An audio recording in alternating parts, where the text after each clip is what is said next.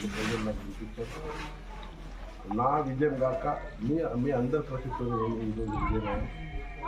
5 సంవత్సరాలు ఎప్పుడు కూడా మీ సేవలో ఉంటూ మీ సమస్యలు సాల్వ్ చేస్తూ అన్ని విధాలుగా సహాయ శక్తితో పనిచేస్తాను. అందరికీ అనుమానం భారతీయ